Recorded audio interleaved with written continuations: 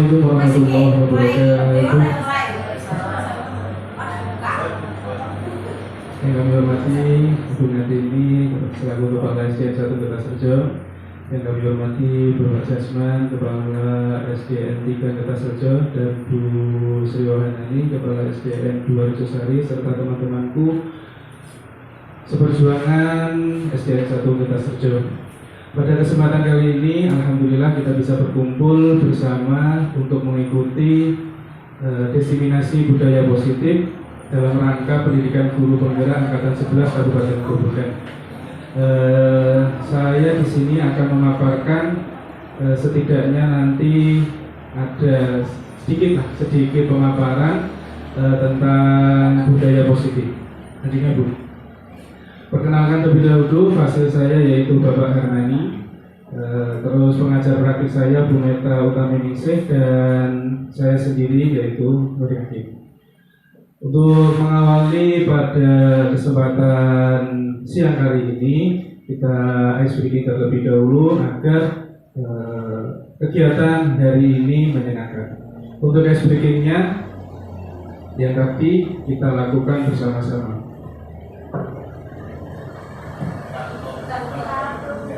Tutup ya. 1, 2, 3. Buka tutup, bertepuk tangan. Buka tutup, bertepuk tangan. Digulung-gulung, sambil tersenyum. Digulung-gulung, sambil tertawa.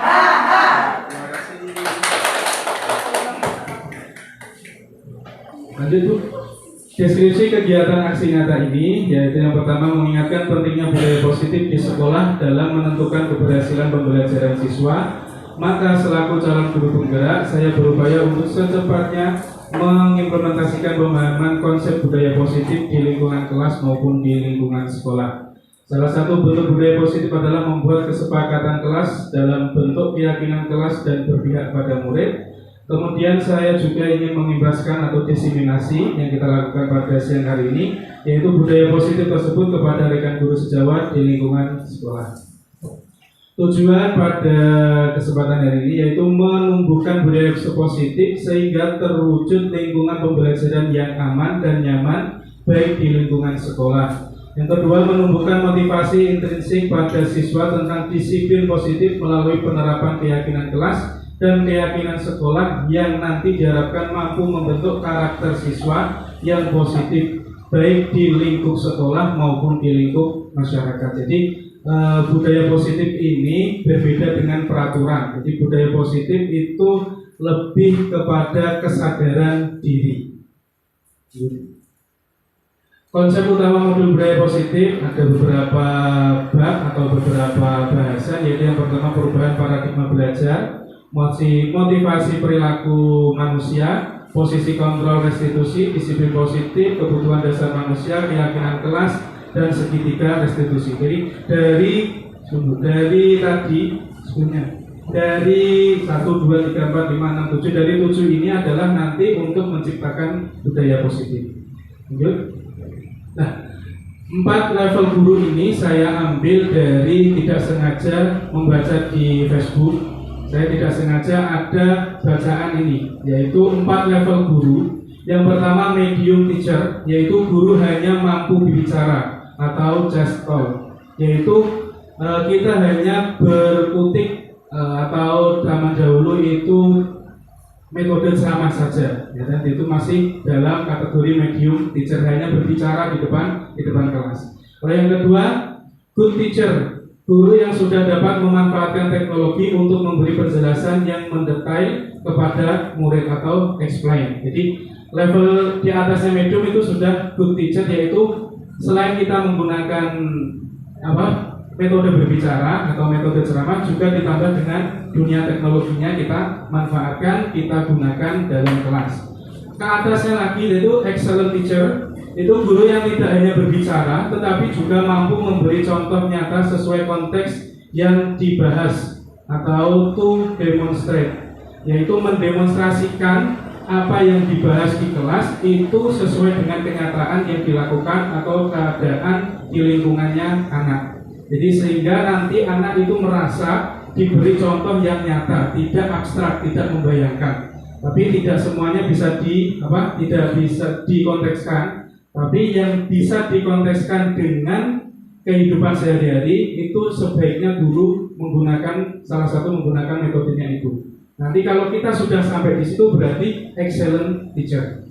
Terus yang keempat, level yang keempat yang paling tinggi yaitu great teacher. Maksudnya guru mampu menjadi tauladan serta dapat mengarahkan serta membentuk karakter dari murid, mampu membuat mereka berani mengeluarkan pendapat atau ide. Guru yang mampu menjadi inspirasi muridnya atau to inspiring. Jadi kita sebagai guru ini adalah, kalau pepatah Jawa mengatakan guru itu dibukulan ditiru, sehingga otomatis ini kita harus sampai di level yang keempat ini, yaitu great teacher, mampu menggunakan teknologinya juga, berbicaranya juga, dan mampu menjadi inspirasi bagi siswa kita.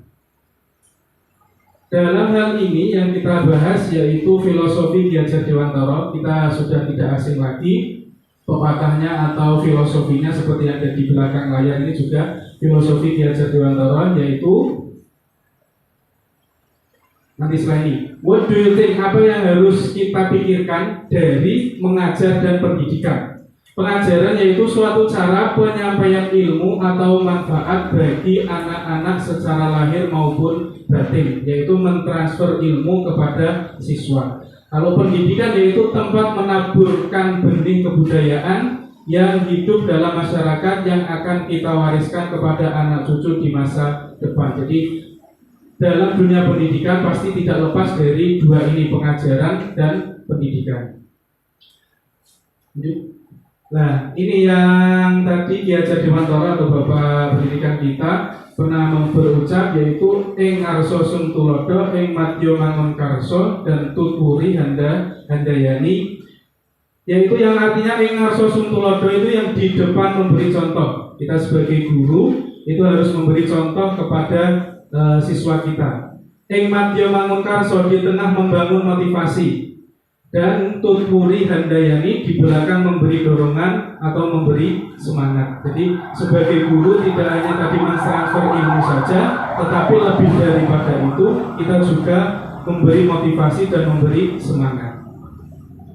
Mendidik, arti dari filosofi Ki Hajar Dewantara tentang seorang guru sebagai pendidik yaitu menuntun. Kata kuncinya dari Ki Hajar Dewantara yaitu menuntun. Menuntun apa? Menuntun segala kodrat yang ada pada murid agar mereka mencapai keselamatan dan kebahagiaan yang setinggi-tingginya, baik sebagai manusia maupun masyarakat. Itu adalah arti dari pendidik atau mendidik dari seorang Ki Hajar Dewantara, yaitu intinya menuntun anak untuk mencapai tujuan. Karena apa? Anak itu sudah mempunyai kodratnya masing-masing, sehingga kita hanya menuntun mereka menuju tujuannya, menuju kodratnya.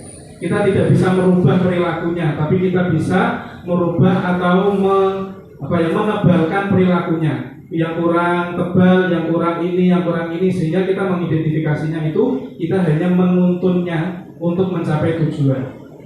Lanjut. Nah, di Ki Hajar Dewantara itu mengibaratkan pendidik itu sama seperti kayak petani. Jadi kalau pendidik itu ruang lingkupnya adalah di kelas, tapi kalau petani itu ruang lingkupnya di sawah. Jadi sebagai pendidik dan petani itu sama-sama harus mempersiapkan, kalau sebagai petani mempersiapkan benihnya, mempersiapkan lahannya, mempersiapkan pupuknya. Setelah itu mempersiapkan apabila ada hama, nanti bagaimana cara mengatasinya. Itu sama dengan pendidik. Kalau kita di kelas, ruang lingkup kita yaitu anak, atau di kelas yaitu siswa kita. Misal ada masalah, berarti ya tugasnya seorang guru. Jadi ibaratnya sama seperti seorang petani dalam berladang di sawah. Dalam mewujudkan transformasi pendidikan itu kita kenal asas trikon, Yaitu dari tiga ini, kontinu, konvergen, dan konsentris. Kontinu artinya berkelanjutan, atau apa yang dicapai hari ini merupakan hasil pencapaian masa lalu. Ini menurut Kiai Haji Dewantara. Terus konvergen yaitu ilmu dari berbagai sumber.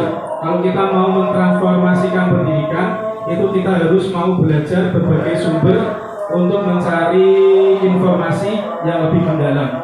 Terus keluar dari zona nyaman. Nah, ini yang paling sulit kita lakukan. Untuk berubah, untuk transformasi pendidikan atau berubah dalam dunia pendidikan, memang diperlukan keluar dari zona nyaman. Terus yang ketiga, cari sumber dari luar agar kita tidak merasa diri kita itu paling baik kalau dibandingkan dengan lain. Coba dibandingkan dengan siswa lain, dibandingkan dengan siswa yang lain. Nah, itu nanti kita akan introspeksi diri. Terus yang ketiga, konsentris, itu tetap pada budaya sendiri. Memang di Kiai Haji Dewantara itu tetap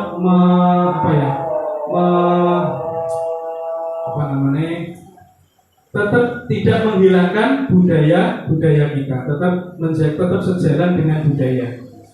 Jadi yang kita bahas ini baru masuk di budaya positif sekolah. Satu,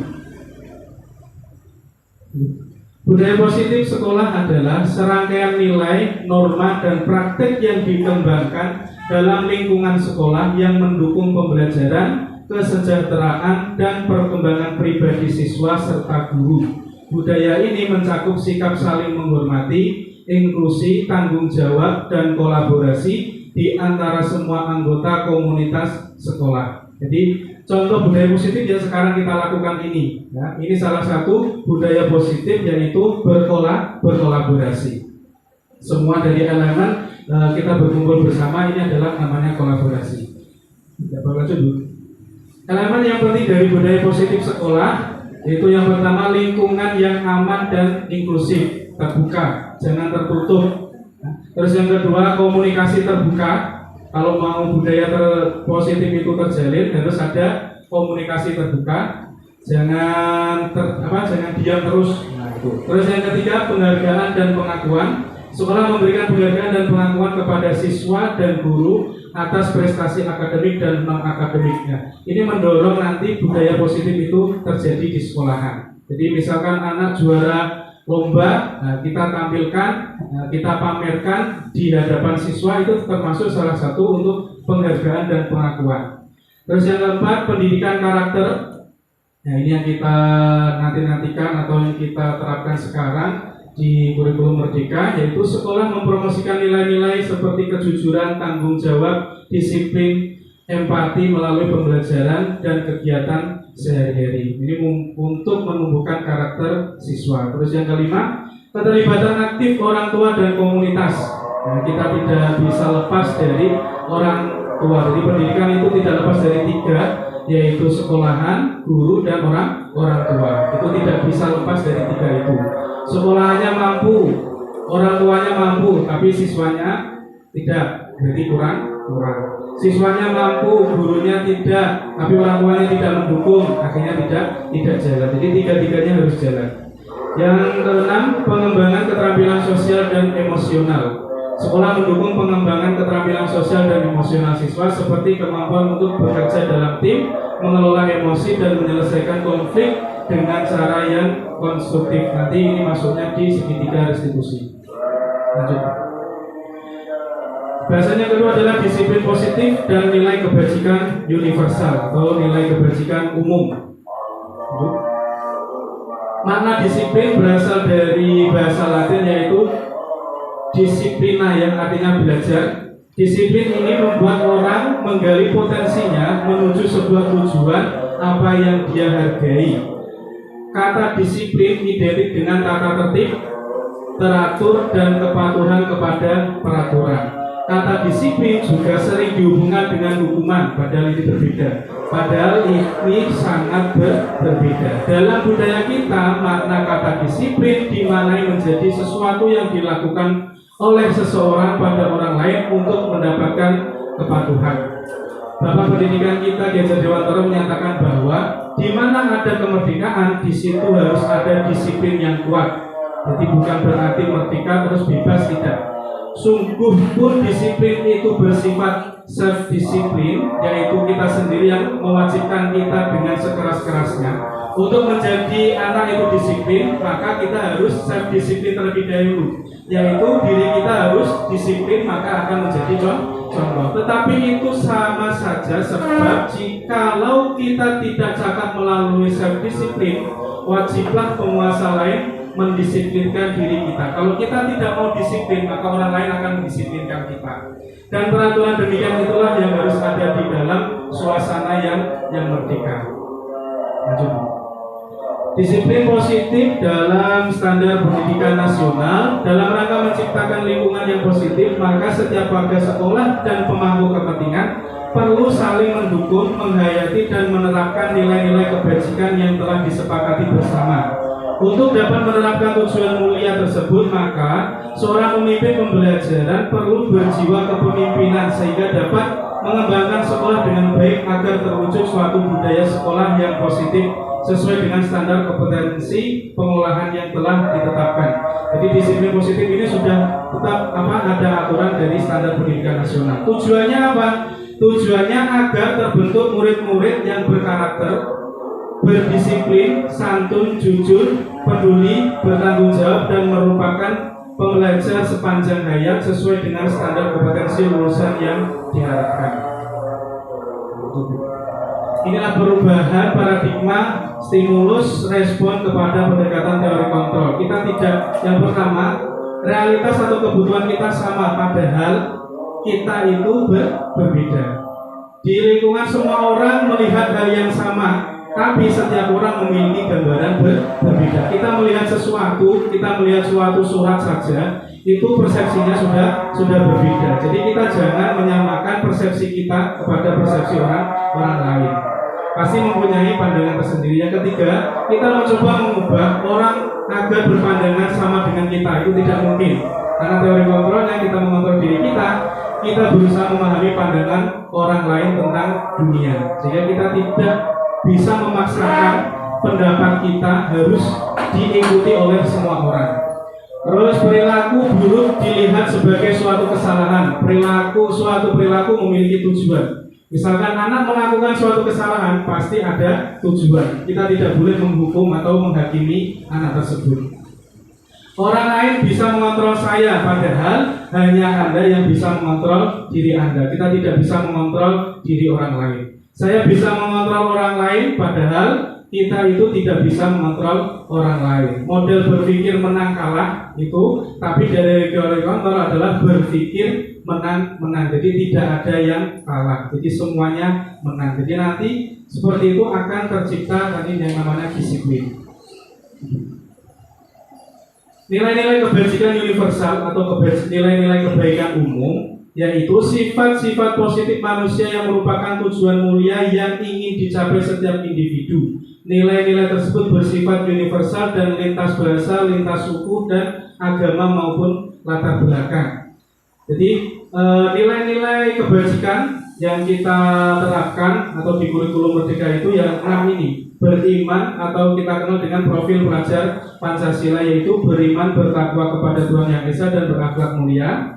Terus mandiri, bernalar kritis, berkebinekaan global, bergotong royong dan kreatif. Sering anak-anak setidaknya kita anak-anak sudah hafal dan kita juga hafal profil pelajar Pancasila. Yang biasanya kita sering nyanyikan itu ya. Kita nyanyikan dulu juga profil pelajar Pancasila. 1, 2, 3. Belajar Pancasila, beriman dan bertakwa pada Tuhan Yang Esa dan berakhlak mulia, berkebinekaan tunggal, gotong royong mandiri, kreatif dan bernalar kritis. Terima kasih. Itu adalah kebijakan universal atau kebijakan umum. Nilai-nilai kebajikan universal, yaitu kita menerapkan 6 ini. Tapi di luar ini boleh nggak? Boleh. Misalkan di dunia Kemenag, di dunia Kementerian Agama itu tidak profil pelajar Pancasila, tapi lebih dari ini, yaitu profil pelajar rahmatan lil alamin. Itu malah ada 10. Jadi yang 6 ini tetap, tapi ditambah 4 kalau tidak salah, ada tasamu, ada tawazun, ya seperti itu ditambahkan di namanya bukan profil pelajar Pancasila, tapi di Kementerian Agama itu profil pelajar rahmatan lil alamin. Ini adalah contoh-contoh nilai kebajikan universal: peduli, rajin, integritas, rasa hormat, komitmen, kreatif, baik. Nah, ini sampai di pengertian, keteguhan hati, rendah hati. Ini adalah semuanya nilai-nilai kebajikan universal. Universal itu apa artinya? Umum. Gitu. Coba kita lihat, bisa tidak diputar ya? Spasi juga. Oke, bisa. Udah lihat ya.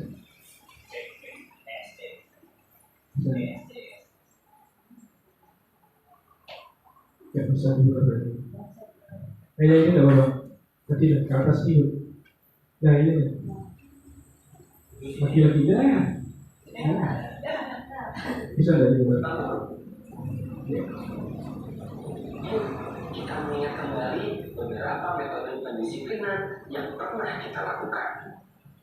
Apakah kita pernah menggunakan model STRAT? Atau kita menggunakan model mengambil dan mengurangi hal yang mereka senang?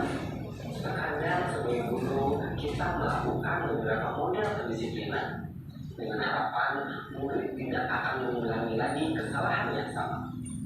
Tapi kenyataannya beberapa murid kembali melakukan hal yang sama. Kita pun menjadi jengkel, tetapi kita tetap mengulang model pendisiplinan yang sama. Pada akhirnya kita merasa tidak berhasil dalam mendidik. Tidak sedikit guru berpikir dan memberi label bahwa murid ini bandel, murid ini nakal, atau murid ini susah, tidak bisa diubah, dan seterusnya. Ya, ini contoh dari disiplin. Jadi kita mendisiplinkan siswa itu biasanya dengan emosi, terus melabeli anak itu sebagai racun.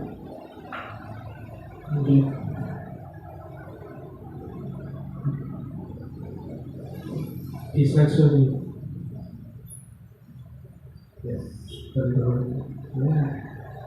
Ya, dari video tadi itu kita biasanya melabeli anak yang berbuat salah itu dengan murid itu angel, ya, ini bukan bahasa Inggris, angel, tapi yang kedua terus nakal, terus yang ketiga tidak bisa berubah. Padahal anak itu kita sudah disiplinkan, kita sudah kasih motivasi, kita sudah kasih peringatan, tapi anak-anak tetap kita labeli seperti ini.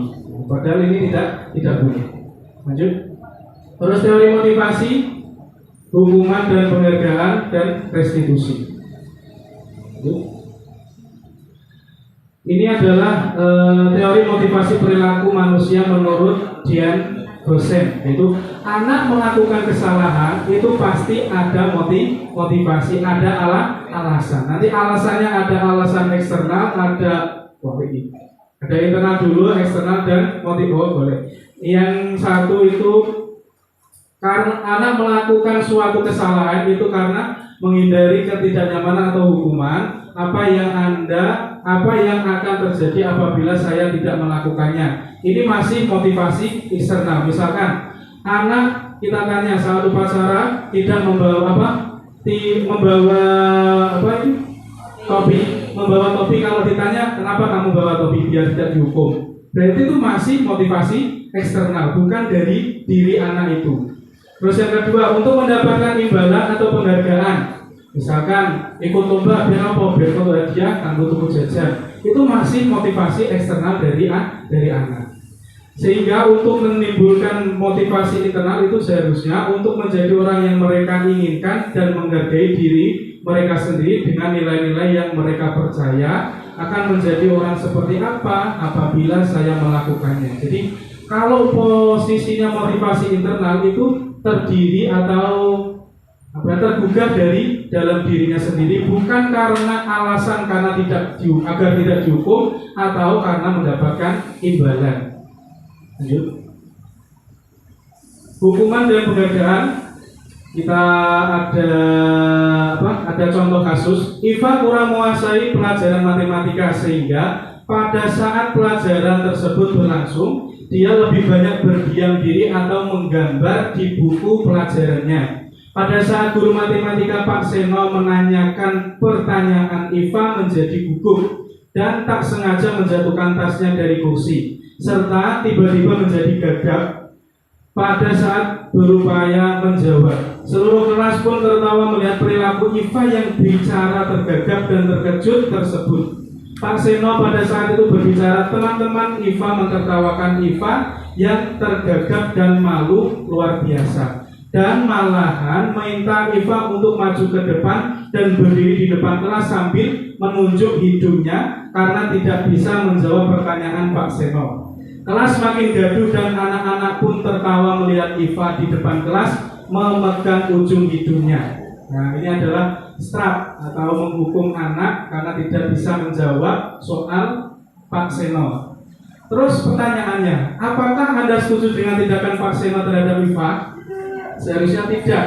Karena apa? Itu menurunkan derajat anak atau menghukum anak secara terang-terangan atau mempermalukan anak di depan kelas, itu sangat tidak dianjurkan. Terus mengapa? Yang kedua, menurut Anda tindakan Pak Seno terhadap Iva adalah sebuah hukuman atau konsekuensi?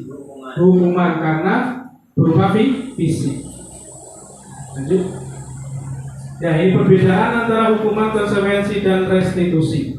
Hukuman itu ada sesuatu yang menyakitkan, kalau konsekuensi itu sesuatu yang harus terjadi, dan restitusi itu adalah merupakan pilihan. Misalkan anak hari Senin tidak memakai atribut lengkap, nah kita masukkan di sebelah barat, itu termasuk hukuman atau konsekuensi? Hukuman, karena masih berupa fisik. Seharusnya itu kita masuknya di restitusi ini. Jadi anak harus dibuat pilihan untuk mencari tahu kenapa dia tidak mau memberi alasan kenapa dia tidak membawa atribut. Seharusnya kita seperti itu. Ya. Kita langsung aja langsung di sebelah barat, nah seperti itu. Tidak mau tahu kamu itu alasannya apa, itu kita tidak mau tahu. Nah, karena apa? Merasa itu sebagai peraturan. Lanjut. Sama ya, perilaku sistem tidak berjalan bila murid tidak takut. Nah ini memerlukan monitoring. Terus ya, kalau restitusi, murid belajar bertanggung jawab untuk perilakunya, sehingga kalau sudah nanti budaya positifnya seperti itu, anak secara otomatis memakai atribut tanpa misalnya peraturan itu dicabut. Misalnya suatu saat tahun nanti 2 bulan September peraturan memakai atribut dicabut, secara otomatis anak pasti tetap masih menggunakan atribut. Karena apa? Sudah menjadi keyakinan mereka bahwasanya itu suatu keyakinan dalam diri untuk mendisiplinkan dirinya. Jadi yang hukuman itu sifatnya negatif, kalau konsekuensi itu netral, nah masih di tengah-tengah. Kalau restitusi itu positif. Seharusnya ini pakainya restitusi. Jadi anak mengungkapkan alasannya apa terlebih dahulu, jangan menjustifikasi bahwasanya anak itu selalu salah. Lanjut. Mari berlatih hukuman atau konsekuensi. Dari beberapa kalimat ini nanti ada hukuman dan konsekuensi. Yang pertama, mencatat 100 kali di dalam buku kalimat saya tidak akan terlambat lagi. Ini termasuk hukuman atau konsekuensi? Hukuman. Lari mengelilingi lapangan basket. Hukuman. Membersihkan coretan yang dibuatnya di meja tulis. Hukuman atau konsekuensi? Konsekuensi. Murid diminta untuk push up 15 kali. Hukuman. Menggantikan kertas tugas teman yang telah dicoret. Konsekuensi. Berjemur di lapangan jam 12. Hukuman. Murid diminta bertelanjang kaki sepanjang hari karena tidak menggunakan sepatu berwarna hitam sesuai peraturan. Hukuman. Berdiri di depan kelas sambil mengangkat satu kaki. Hukuman. Membersihkan tumpahan air di meja tulis karena tersenggol. Konsekuensi. Kehilangan 10 menit jam istirahat untuk mengerjakan tugas karena terlambat dengan datang dan ini konsekuensi. Coba kita cocokkan ya. Dari kalimat ini kita sudah tahu bahwasanya mana yang hukuman dan mana yang konsekuensi. Tapi kita biasanya sering untuk mendisiplinkan hukuman, Padahal tidak semuanya untuk mendisiplinkan itu dengan hukuman, bisa dengan konsekuensi atau dengan restitusi. Nah, ini baru kita masuk di restitusinya. Jadi serba.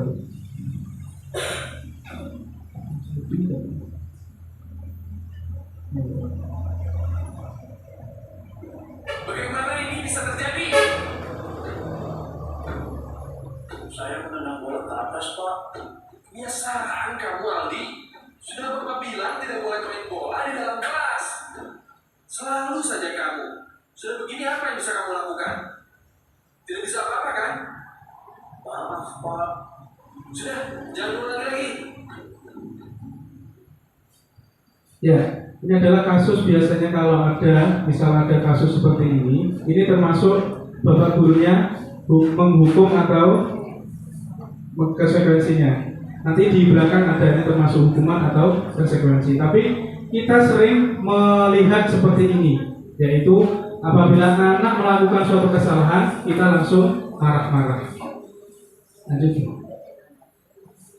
Nah, ini yang namanya Dian dosen, yaitu restitusi berfokus kepada solusi atau pemecahan masalah. Anak melakukan suatu masalah, anak melakukan suatu kesalahan di sekolah, itu harus kita pecahkan masalahnya. Bagaimana kamu melakukan seperti itu harus kita lakukan, jangan langsung menjustifikasi. 2. Restitusi mengajak murid untuk mengidentifikasi tindakannya sehingga dia bisa memikirkan langkah-langkah yang tepat dalam memecahkan masalah. Kalau kita ngomong dengan anak, nah biasanya kalau tingkat tinggi itu bisa diajak face to face, nah, ada guru BK-nya, nah itu pasti melakukan seperti ini, diajak ngobrol terlebih dahulu, baru nanti menemukan solusinya dari masalah yang dilakukan oleh anak. Lanjut. Restitusi membantu murid menjadi lebih memiliki tujuan, disiplin positif, dan memulihkan dirinya setelah berbuat salah. Penekanannya bukanlah pada bagaimana perilaku untuk menyenangkan orang lain atau menghindari ketidaknyamanan, namun tujuannya adalah menjadi orang yang menghargai nilai-nilai kebajikan yang mereka percayai. Pasti kalau anak itu kita ajak ngobrol, kamu melakukan kesalahan, ya mengaku sudah baik. Setelah itu pasti kalau kita tanyakan apakah itu perbuatan baik, pasti akan menjawab perbuatan buruk. Jadi anak aslinya sadar bahwasanya dia melakukan kesalahan. Lanjut. Mengapa? Karena ada 6 landasan ini.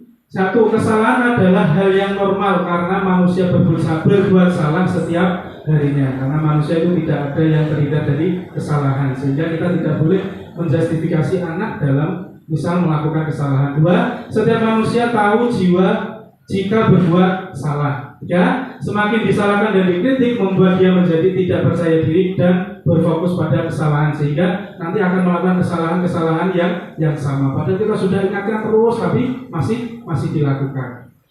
Yang keempat, proses dari restitusi menguatkan setiap individu karena diri sendirilah yang menyelesaikan dan memperbaiki kesalahannya. Dengan kita ngajak ngobrol, menemukan masalahnya, terus menyelesaikan masalahnya, itu dari anak sendiri.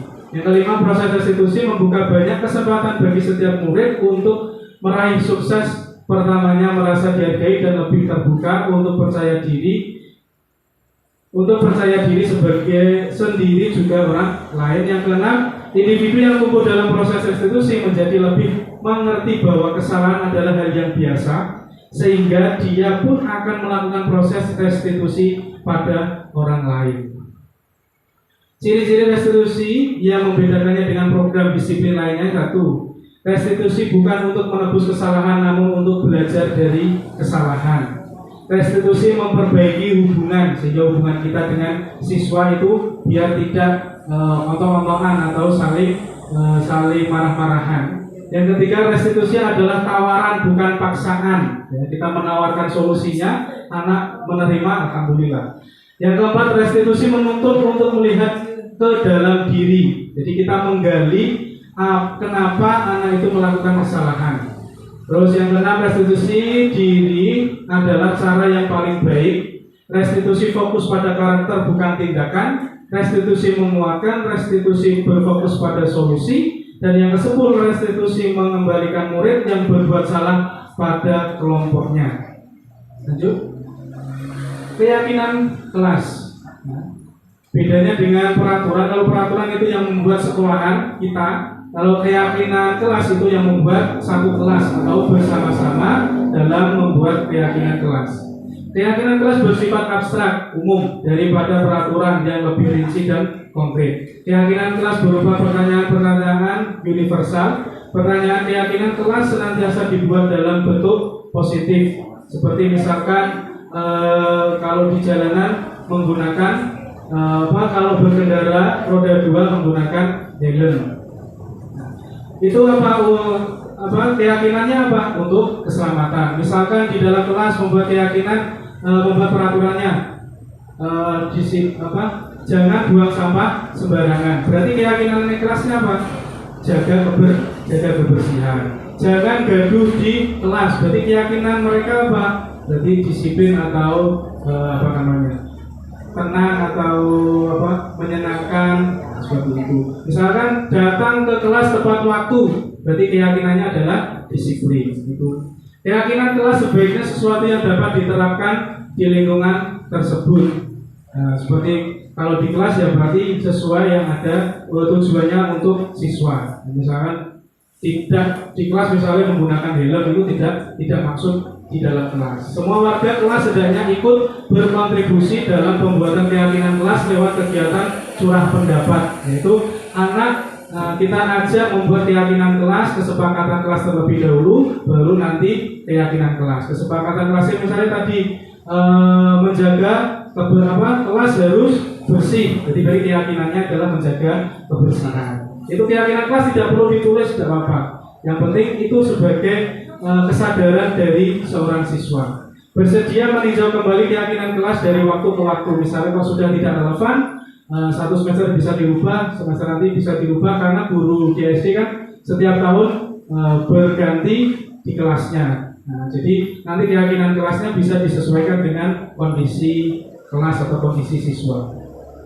Lanjut. Contoh keyakinan kelas ini, setiap anggota kelas perlu belajar, perlu senang, perlu melakukan tugas, perlu saling menghargai, perlu merasa aman. Kelas 5 selalu bersikap positif, senantiasa menjadi diri sendiri, percaya dan menghormati orang lain serta barang miliknya, berkomitmen terhadap setiap tugas, senantiasa membantu. Lanjut. Kebutuhan dasar manusia dan berkualitas. Jadi kebutuhan dasar manusia itu ada 5. Anak melakukan sesuatu itu pasti ada motivasi dalam dirinya. Apakah untuk bertahan hidup, apakah agar mendapat kasih sayang dan rasa diterima, atau agar mendapat kebebasan, atau agar mendapat kesenangan, atau anak itu akan mendapat penguasaan. Misalkan ada kasus. Jadi kasus ini untuk menjawab tadi 5 kebutuhan dasar manusia. Bimo, seorang anak kelas 1, selalu berlari keluar kelas menuju jalan raya di depan sekolahnya yang ramai dengan kendaraan. Tingkahnya membuat guru Bu Ani bingung dan seringkali lari mengejarnya. Ada beberapa kemungkinan jawaban yang diberikan Bimo. Kalau Bimo menjawab, aku senang main kejar-kejaran karena seru, itu berarti posisi tadi 5 kebutuhan dasarnya Bimo itu karena kesenangan. Ya. Jadi kita tidak boleh menjustifikasi itu anak yang nakal, itu tidak boleh. Sehingga kita mengidentifikasi kenapa anak itu melakukan lari-lari tadi, itu mungkin karena kesenangan. Ibu kejar aku karena ibu guru sayang aku. Misalnya anak, kenapa kamu kejar-kejaran? Karena aku biar dikejar ibu. Nah, berarti itu Bapak, anak itu butuh kasih sayang dan butuh cinta dan kasih sayang. Mungkin dengan itu pendekatan cinta dan kasih sayang, anak itu bisa berubah. Maksudnya aku hebat kan, bisa bikin ibu guru kejar aku, bisa jawab seperti itu berarti karena penguasaan. Dirinya itu pengen menjadi penguasa. Terus yang terakhir, aku bosan belajar mewarnai terus di dalam kelas. Itu berarti inginnya ada kebebasan. Jadi dengan kita melihat hanya satu masalah itu tadi, itu ada beberapa kemungkinan kebutuhan yang dialami oleh siswa. Sehingga kita tidak langsung menyalahkan. Mungkin karena dia kurang kasih sayang sehingga butuh perhatian, dia lari-larian di kelas. Mungkin karena ingin menunjukkan dirinya bisa lari, itu dari penguasaan. Karena mungkin bosan di kelas, berarti dia menunjukkan dia pengen bebas. Lanjut. Restitusi 5 posisi kontrol. Nah, itu ada penghukum, ada pembuat rasa bersalah, ada menjadi teman, ada pemantau, dan ada manajer. Jadi mulai dari sebelah kiri ke kanan ini semakin baik. Nanti yang paling baik adalah yang menjadi manajer, dan yang paling kurang baik atau salah itu adalah penghukum. Jadi kita untuk mendisiplinkan siswa itu kita sebagai penghukum atau sebagai pembuat rasa bersalah, atau kita sebagai teman atau pemantau, atau bahkan sampai ke tingkat yang lebih baik yaitu manajer. Lanjut. Posisi kontrol ini menurut Dian dosen ada 5. Satu yaitu penghukum. Seorang penghukum dapat menggunakan hukuman fisik dan verbal. Jadi hukuman itu tidak hanya fisik, verbal pun itu bisa termasuk hukuman. Misalkan kita permalukan dia di depan kelas, itu jangan. Nah, padahal kita biasanya disuruh maju. Nah, seperti itu ya. Seharusnya setelah ini kita harus menerapkan bahwasanya itu tidak boleh. Itu masih sifatnya penghukum, kita sebagai penghukum. Guru yang menjalankan posisi penghukum akan berkata, patuhi aturan saya atau awas nanti. Jadi ada seperti ancaman. Kamu selalu saja salah. Itu adalah kata-kata seorang penghukum. Terus yang kedua, membuat orang merasa bersalah. Ini lebih baik, agak mendingan. Posisi ini biasanya guru akan bersuara lebih lembut, menggunakan keheningan yang membuat siswa menjadi tidak nyaman, bersalah atau rendah hati. Contoh kata-kata guru dalam posisi ini misalnya, Bapak sangat kecewa dengan kamu. Dengan kita mengucapkan seperti itu, anak akan merasa bersalah. Berapa kali ibu harus memberitahu kamu? Nah, ini sering kita ucapkan biar anak itu merasa dirinya itu salah. Kalau dia sudah merasa dirinya salah, akan memperbaiki. Tujuannya seperti itu. Dengan kata-kata pun kita bisa merubah orang lain. Lanjut, yang ketiga yaitu teman, menjadi teman. Dalam posisi ini guru tidak akan menyakiti murid, tetapi akan selalu berusaha mengontrol siswa melalui persuasi. Posisi ini dapat berdampak positif dan negatif. Nah, menjadi teman itu ada 2 kemungkinan, bisa positif, bisa negatif. Positif berupa hubungan yang baik antara guru dan siswa. Contoh guru yaitu, ayo bantulah demi ibu ya, ayo bantulah demi bapak ya, biar ini pekerjaannya cepat selesai. Ayo, ingat tidak semua bantuan ibu selama ini. Nah, merasa ini dipuji, guru yang pengen dipuji. Agar apa? Anak itu bisa kita gandeng, bisa menjadi teman. Itu adalah positifnya. Tapi di sisi lain bisa menjadi negatif, yaitu bila guru tidak dapat membantu, maka siswa akan kecewa dan berkata, saya pikir bapak adalah teman saya.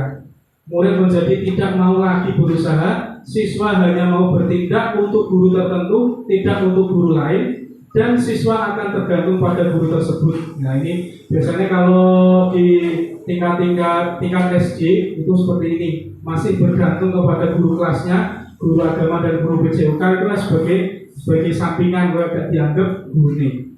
Padahal sebagai berarti guru agama dan guru BCK itu harus mendekati murid untuk agar bisa dianggap sebagai temannya. Nanti kalau dia melakukan suatu kesalahan, kita bisa ngajak ngobrol, kita bisa mendisiplinkan dengan kita menjadi teman. Terus yang keempat, monitor atau pemantau. Posisi ini berdasarkan peraturan dan konsekuensi dengan memisahkan hubungan pribadi. Pertanyaan yang biasa diajukan biasanya, peraturannya apa yang telah kamu lakukan. Nah, itu adalah monitor atau pemantau. Terus yang terakhir, ini posisi yang paling seharusnya kita gambarkan, kita lakukan, yaitu posisi mentor atau manajer, di mana guru berbuat bersama dengan murid, mengajak murid mempertanggungjawabkan perilakunya, mendukung siswa menemukan solusi atas permasalahannya sendiri. Murid diajak menganalisis kebutuhan dirinya dan kebutuhan orang lain. Yang terpenting adalah kolaborasi dengan siswa. Kata-kata seorang manajer yaitu, apa yang kita yakini? Apakah itu keyakinanmu bahwasanya kamu melakukan suatu kesalahan? Pasti dia akan menjawab nanti alasannya apa. Apa yang kamu yakini? Jika kamu meyakini, apakah kamu bersedia memperbaikinya? Jika kamu memperbaikinya, hal ini menunjukkan apa tentang dirimu? Apa rencanamu untuk memperbaikinya? Nah, minimal apa rencana kamu untuk memperbaikinya? Dengan kita menanyakan seperti itu, maka posisi kita sebagai manajer. Seorang manajer tidak untuk mengatur perilaku siswanya, tetapi untuk membimbing murid agar dapat mengatur dirinya. Misal kita tidak ada di kelas, kita tinggal, nanti anak tetap melakukan sesuai pekerjaannya, sesuai tugasnya, itu berarti kita sudah posisi kita sebagai manajer. Lanjut. Tujuan dari 5 posisi kontrol ini tadi, tujuannya yaitu mencapai posisi manajer di mana pada posisi ini siswa dapat menjadi pribadi yang mandiri, merdeka, dan bertanggung jawab atas segala perilaku dan sikapnya, yang pada akhirnya dapat menciptakan lingkungan yang positif, aman, dan nyaman. Lanjut. Ini contoh-contoh dari motivasi, yang ini motivasi, terus yang ini motivasi eksternal, ada 2 yaitu penghukum dan pembuat merasa bersalah. Ini identifikasinya masih gagal. Terus yang identifikasi sukses itu yang menjadi teman, pemantau, dan manajer. Semoga kita bisa sampai di yang ketiga ini, atau menjadi teman, menjadi pemantau, atau menjadi manajer. Jangan malah menjadi penghukum. Gitu. Posisi kontrol mana menurut Anda yang sering mengucapkan pernyataan tersebut? Satu, ya kita lihat lagi. Saya kecewa sekali dengan kamu. Ini termasuk posisi kontrolnya yang mana? Saya kecewa dengan kamu. Apa tadi yang pertama? Atau membuat rasa bersalah? Boleh. Kamu tidak pernah benar melakukannya, berarti penghukum. Terus ayolah lakukan demi saya, jadi teman. Ya. Apakah kamu mau mendapatkan stiker bintang hari ini? Ya Pak. Motivator ya Pak. Pemantau ya, bisa pemantau. Bagaimana kamu bisa menyelesaikan? Nah, ini manajer. Masalah ini, ini cucu masalah ini. Kamu selalu yang paling terakhir. Ya Pak ya. Hukum. Kamu tidak akan mendapatkan bintang bila tidak menyelesaikan tugas ini ya. Ini bisa penghukum ini. Berapa kali sih saya sudah mengatakan kepada kamu, nah ini penghukum, ingat bukan apa yang telah saya lakukan untuk kamu, teman. Ya. Kamu tidak akan pernah berhasil dalam kehidupan ini, penghukum. Apa rencana untuk menyelesaikan ini? Nah ini sebagai terakhir manajer. Coba kita slide selanjutnya. Ya. Ternyata yang pertama penghukum, manajer, membuat rasa bersalah, ini menjadi teman. Sehingga kalau kita sudah mampu posisi kontrol ini, seharusnya tadi yang ketiga yaitu teman, terus apa tadi? Teman, yang ketiga yang keempat posisi kontrol, pemantau dan manajer itu yang paling baik. Penghukum dan pembuat rasa bersalah ini masih gagal. Lanjut, strategi segitiga restitusi. Segitiga restitusi itu adalah nanti ada 3 langkahnya. Ini gambarannya seperti ini. Ada validasi tindakan yang salah, menanyakan yang pertama menstabilkan identitas, terus memvalidasi tindakan, terus menanyakan keyakinan. Lanjut. Menstabilkan identitas itu sama halnya dengan menyeimbangkan apa yang namanya. Biar anak itu stabil, itu maksudnya yaitu berbuat salah itu tidak apa-apa. Ini kata-kata ini itu namanya adalah menstabilkan identitas agar anak itu tetap percaya diri. Tidak ada manusia yang sempurna, pasti akan berbuat salah. Itu adalah kata-kata untuk menstabilkan anak yang melakukan kesalahan. Jadi jangan langsung dar-der, kamu salah, itu tidak boleh. Harus dengan ini. Bapak atau Ibu tidak tertarik mencapai siapa yang salah, tapi Bapak Ibu ingin mencari solusi dari mana permasalahan ini. Kamu berhak merasa begitu. Apakah kamu sedang menjadi teman yang baik untuk dirimu sendiri? Itu adalah kata-kata yang kategori menstabilkan identitas. Lanjut. Yang kedua, validasi tindakan yang salah. Setelah kita menenangkan anak tersebut, kita lanjutnya adalah menstabilkan atau memvalidasi tindakan yang salah. Padahal kamu bisa melakukan yang lebih buruk dari ini ya. Kamu pasti punya alasan mengapa kamu melakukan ini. Ini yang kata-kata yang sering digunakan. Kenapa kamu melakukan kesalahan itu? Kenapa kamu pasti punya alasan mengapa kamu melakukan itu? Itu adalah namanya validasi tindakan agar anak itu nanti mengakui kesalahannya. Lanjut. Terus yang ketiga, menanyakan keyakinan, yaitu apa yang kita percaya sebagai kelas atau keluarga, apa nilai-nilai umum yang kita telah sepakati, apa bayangan kita tentang kelas yang ideal, dan kamu mau jadi orang yang seperti apa. Dengan kita menanyakan seperti ini, anak itu akan merasa dirinya telah mengakui kesalahan. Setelah itu dia akan berpendapat, apakah itu sesuai dengan keyakinanmu, nak? Tidak, Pak. Nah, itu nanti kalau dia sudah menjawab seperti itu, berarti kita sudah menanyakan keyakinannya. Terus solusinya bagaimana? Nah, anak akan selalu menjawab. Terus bagaimana kalau anak itu diam tanpa kata dari awal sampai akhir? Nah, itu bagaimana solusinya? Ini kan tadi kata-katanya. Terus apabila anak melakukan kesalahan tapi hanya diam, dipanggil BK-nya, dipanggil gurunya, diam 1000 bahasa tanpa berkata apapun. Solusinya adalah yang pertama bisa menggunakan teman kita yang dekat dengan anak tersebut. Siapa itu yang diajak suruh berkomunikasi.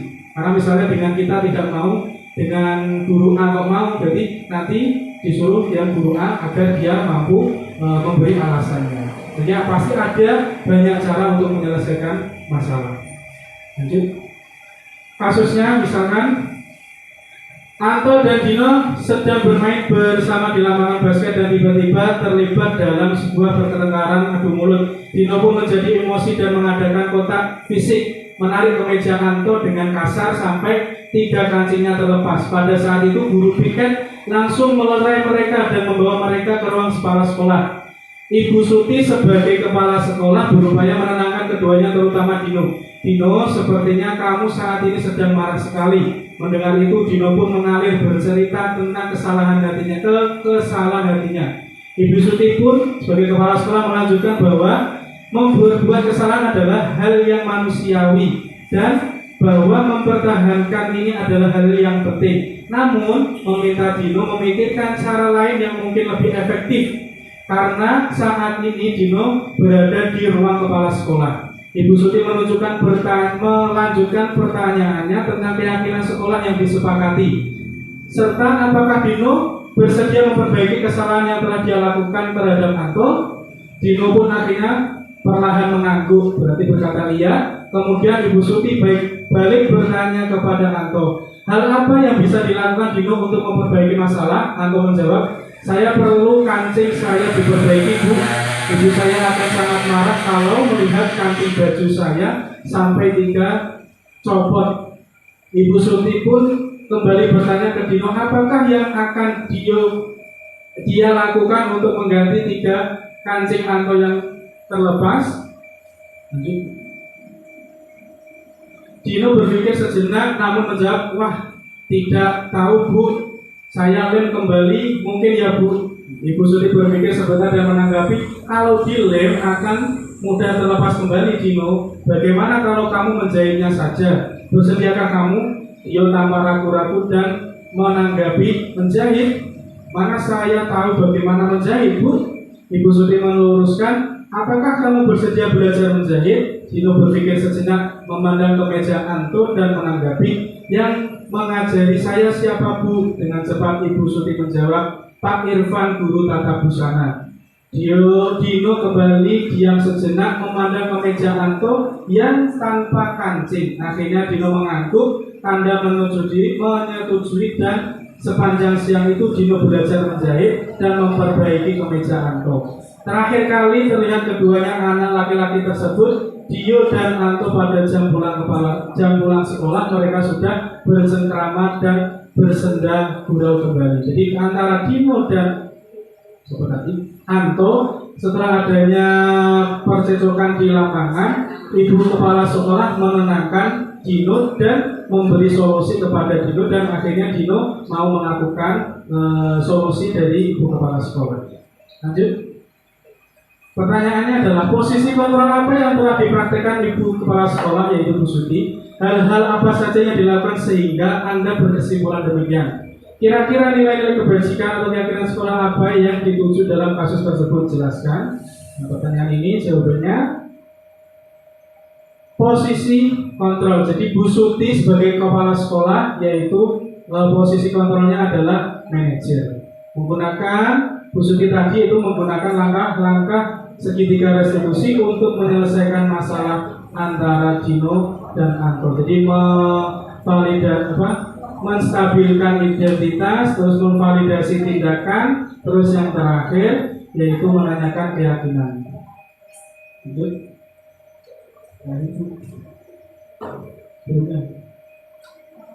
Sebelumnya ada satu lagi ini. Maksudnya di setel. Bagaimana ini bisa terjadi? Saya mendengar orang ke atas, Pak. Kenapa kamu telepon di kelas Abi? Saya bosan, Pak. Tapi sekarang anak-anak ini jadi golongan dosa.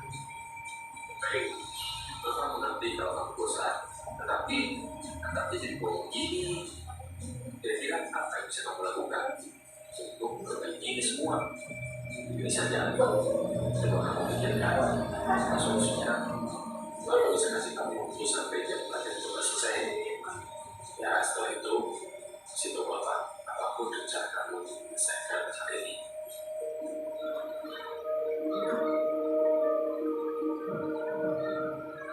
Maaf Pak, sepertinya saya harus menambahkan menggunakan treatment. Tapi saya takut dengan orang tua Pak. Saya juga tidak punya uangnya dan tidak tahu caranya. Baik, terima kasih atas idenya Ali. Ini saja, Bapak bisa bantu kamu bicara dengan orang tua kamu untuk menceritakan masalah ini dan juga untuk masalah. Lalu kamu bisa datang kecil untuk meminta tolong membantu memperbaiki anak kelas. Maka itu membantu. Ya Pak, terima kasih.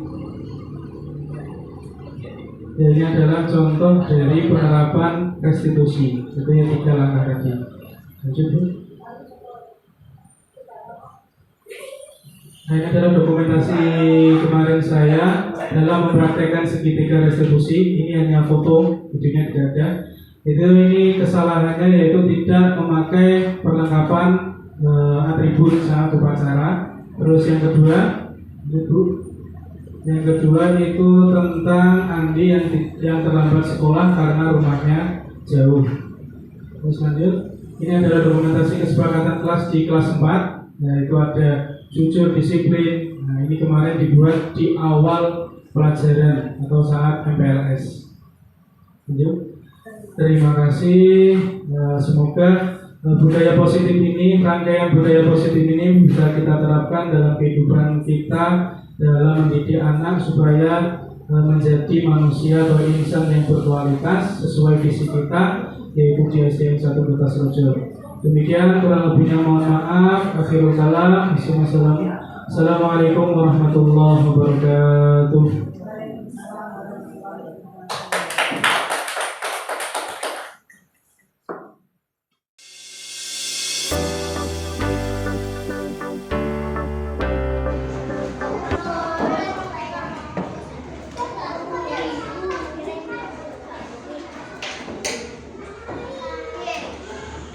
Assalamualaikum warahmatullahi wabarakatuh.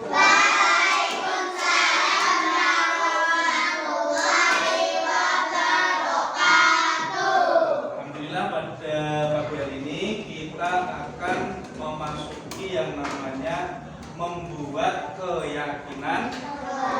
Sebelum masuk di board ini dan mengisi apa? Namanya apa ini? Kertas. Nanti bisa ditempel. Sebelumnya kita mulai dengan membaca basmalah dulu bersama-sama. Bismillahirrahmanirrahim. Karena apa? Karena semua apabila dilakukan, semua pekerjaan apabila diawali dengan bismillah, maka insya Allah menjadi berkah. Oke.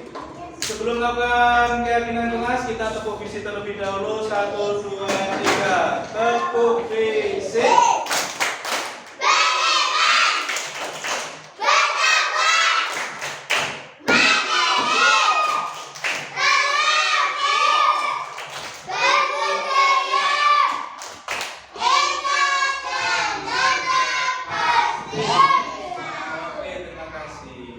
Untuk selanjutnya, karena kita sudah membuat kesepakatan kelas, ya, kita sudah kesepakatan kelas itu yaitu yang pertama tadi tidak boleh terlambat. Oke. Yang kedua, jangan membuang sampah di laci. Di laci ini harus bersih. Terus yang ketiga, jangan membuli teman. Oke, terus yang keempat, jangan berkata kotor. Terus yang kelima, harus izin bila ke toilet. Dengan kesepakatan ini kalimatnya apa? Kalimat positif atau kalimat negatif?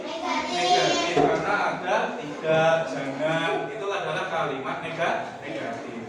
Tugas kita hari ini membuat kalimat negatif ini menjadi kalimat positif. Oke, nanti Pak Yakin pandu. Sekarang saya bersihkan ini dulu ya. Nah, 1, 2, 3, 4, 5. Nanti kalau bukan kalau kelompok itu sudah tidak apa-apa.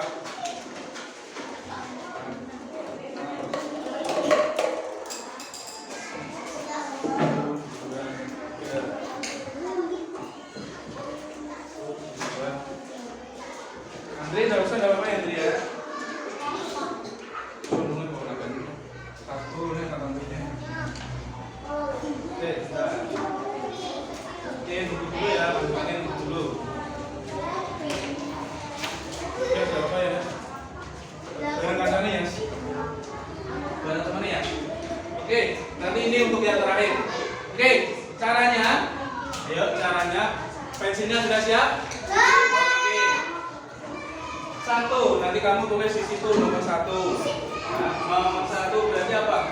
Merubah menjadi kalimat positif. Tidak boleh terlambat. Kalimat positifnya apa? Oke. Datang tepat waktu, tulis di 1, datang tepat waktu. Terus apa lagi misalnya tadi? Nah, tidak boleh terlambat menjadi kalimat positif. Datang tepat waktu, apa meneh? Ayo. Datang lebih awal. Boleh. Datang lebih awal. Oke. Ya. Bon, 1-nya sudah? Oke, kalau sudah, lanjut nomor 2-nya. Lanjut nomor 2-nya yaitu jangan membuang sampah di laci. Kalimat positifnya? Membuang sampah di tempat sampah. Atau apalagi? Tidak harus sama. Membuang sampah pada tempatnya. Oke. Jangan membuang sampah sembarangan. Itu boleh, nanti tulis nomor 2-nya. Jangan membuang sampah sembarangan. Boleh. Sudah nomor 2-nya? Ada yang belum? Belum. Apa belum? Terus 3. Kecil-kecil udah apa-apa. 3, jangan membuli teman. Boleh nanti misalnya gini gamuan di belakangnya sini ada apa? Ya. Jangan membuli teman. Berarti menjadi kalimat positifnya bagaimana? Saling menghargai, saling menghormati. Ya, itu nomor 3 berarti. Karena itu ya. Jadi saling menghargai, saling menghormati itu adalah merubah kalimat jangan membuli teman. Oke. Pon 3. belum? Bisa? Oke, gak apa-apa. 4. Jangan berkata kotor. Kalimat positifnya apa? Berbicara sopan santun, berbicara dengan lemah, ya boleh. Berbicara dengan lemah lembut, boleh. Nah, jadi tidak harus sama dengan teman-temannya, tidak apa-apa. Nanti kita sepakati bareng-bareng, ya.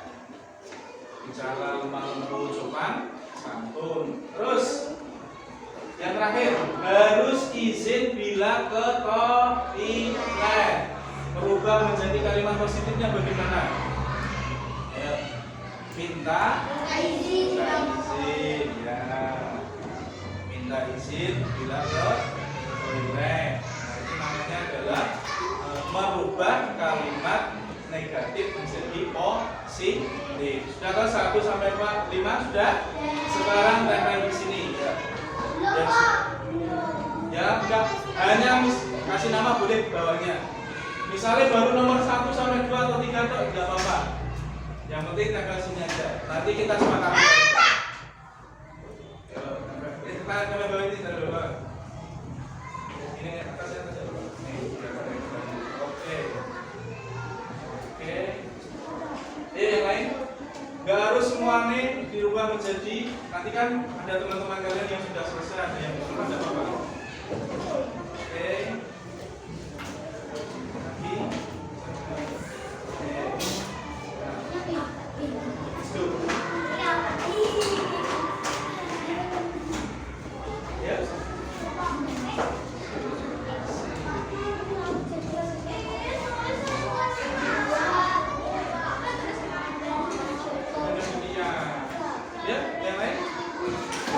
Gak harus selesai semuanya, tidak apa-apa. Nanti kita sepakati dengan tidak apa-apa. Nanti saling melengkapi. Gak harus selesai, yuk. Ya coba dalam aja. Tidak ada yang salah di sini. Tidak ada yang salah. Nanti baru kita sepakati bareng-bareng. Tidak ada yang salah. Aman terkendali.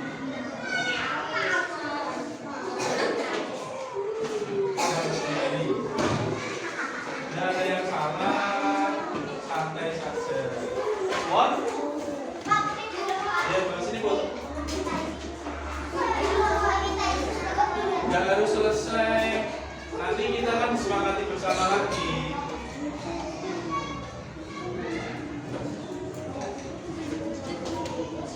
What? Bisa. Nih.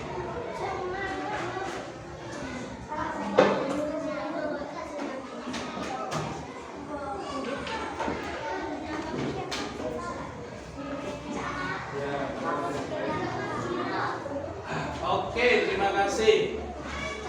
Ya, kalian sudah merubah kalimat negatif menjadi kesepakatan yang bunyinya negatif menjadi positif di sini.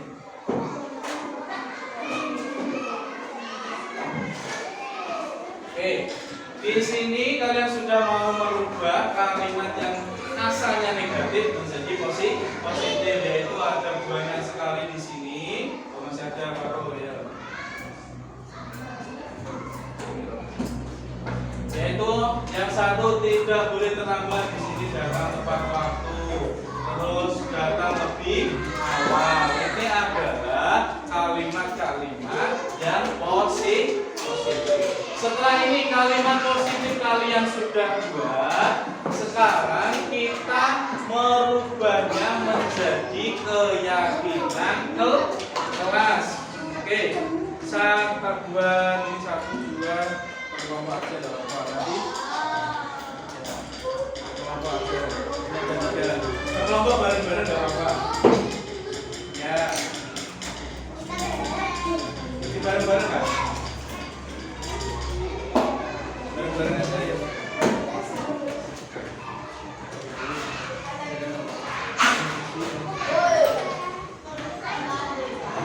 Oke, sekarang kita buat keyakinan kelasnya. 1, datang tepat datang lebih awal itu menunjukkan keyakinan kita untuk berbuat sikap apa? Oke. Kalian apa? Misalnya selain disiplin apa? Itu tadi ini yang membuat kalimat positif. Yang datang tepat waktu itu adalah sebagai disiplin waktu namanya. Ya. Terus apa lagi? Udah ya, satu itu ya. Terus keyakinan kelas selanjutnya. Tadi jangan membuang sampah di laci, kalian menulis kalimat positifnya. Membuang sampah pada tempatnya, membersihkan sampah, atau membuang sampah di tempatnya juga. Jangan membuang sampah sembarangan. Nah, itu keyakinan kita untuk apa? Menjaga kebersihan. Selain itu apa? Menjaga kesehatan. Jadi nanti keyakinannya seperti itu. Ya.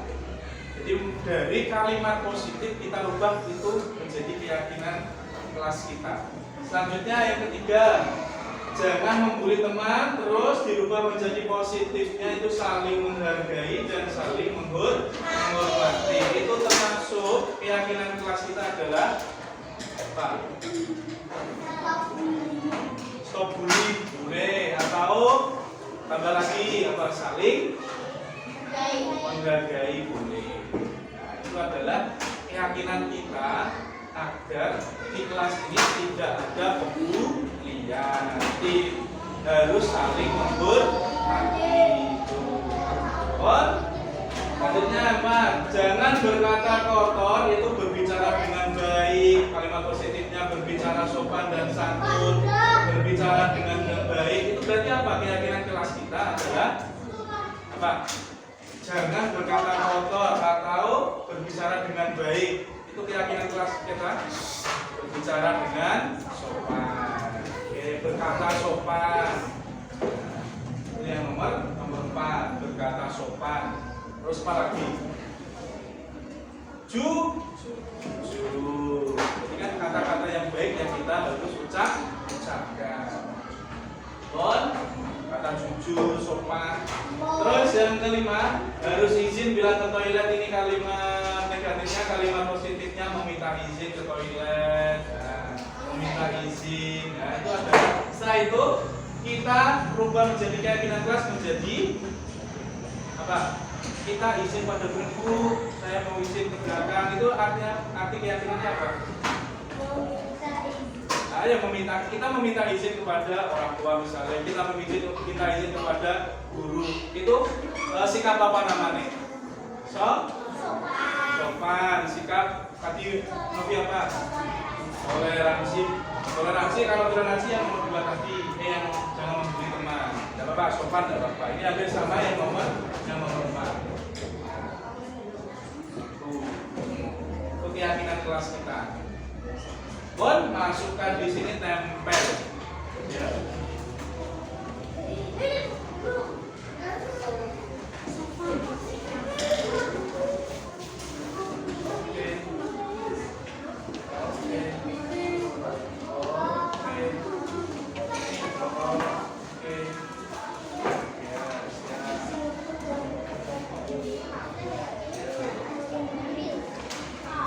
Oke. Terima kasih.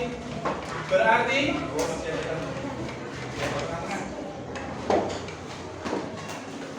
berarti Pak Yaki masih ada naik.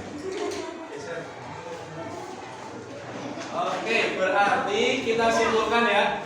Kita simpulkan merubah kesepakatan kelas ini menjadi keyakinan kelas 1. Satu tadi berarti tentang disiplin. Terus yang kedua tentang menjaga apa tadi? Membuang sampah atau itu menjaga kesehatan. Berarti tentang kebersihan dan kesehatan. Terus yang ketiga, keyakinan kelas kita yaitu tidak boleh membuli, itu namanya apa? Saling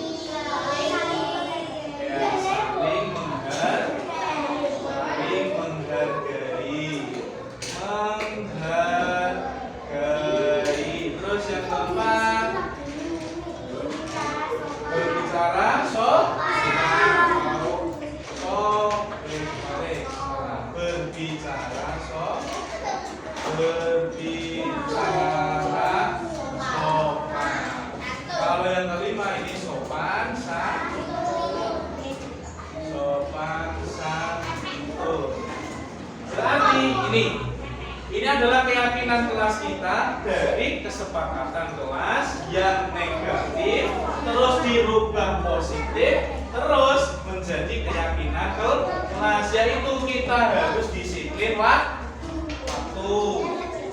Berarti semuanya di kelas 4 harus disiplin waktu, itu menjadi keyakinan kelas kita. Terus yang kedua, menjaga kebersihan dan kesehatan. Dengan cara apa?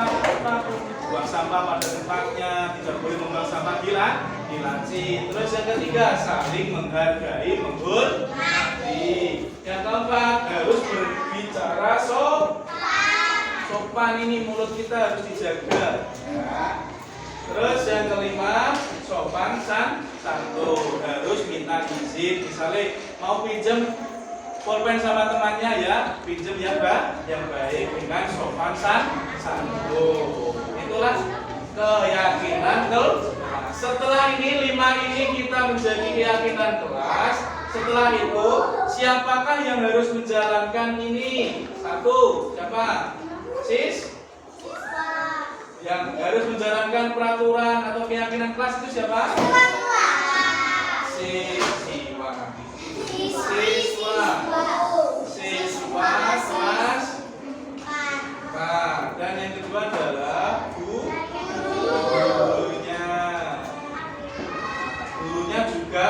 Yang ketiga, wabih namanya apa? Nah, satu sekolah itu apa? Warga.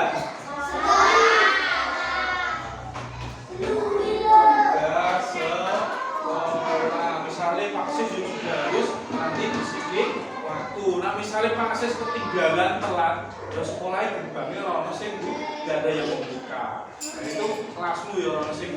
Nah berarti apa? Semua warga kelas atau semua warga sekolah ini harus juga mempunyai keyakinan. Kalau di sini warga sekolah berarti nanti keyakinan sekolahan. Kalau kita masih di kelas sebagai guru dan sebagai siswa berarti keyakinan kelas. Itu ya. Ya semoga nanti 5 ini menjadi keyakinan anak-anak semuanya untuk diterapkan dalam kehidupan sehari-hari, terutama saat di sekolah. Itu ya, paham ya? Oke, terima kasih. Apakah ada yang ditanyakan?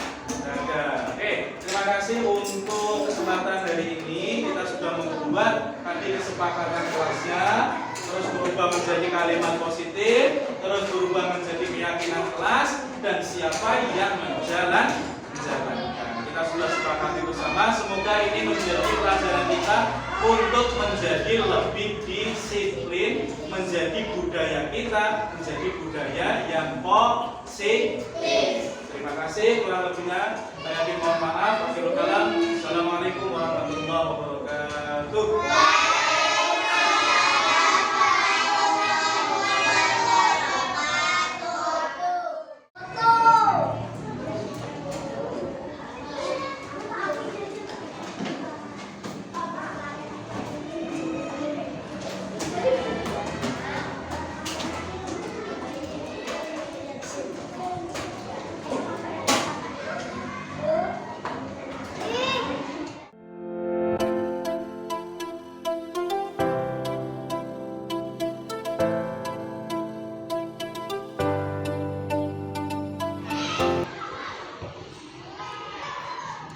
Assalamualaikum.